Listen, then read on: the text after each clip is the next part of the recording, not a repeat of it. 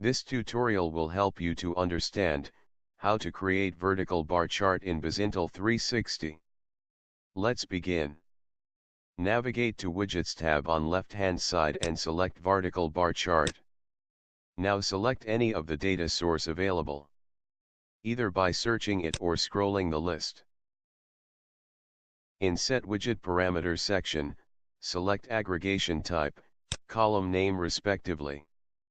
There are other options available to change the order, sort or filter. Use them if required. Click Next. To configure the widget properties, go to Set Widget Properties section. There are multiple options available to enhance your chart. Try them all. Within couple of seconds, your vertical bar chart is ready. Pretty quick, isn't it? Now, click on Save button appearing on top right hand side, name your widget.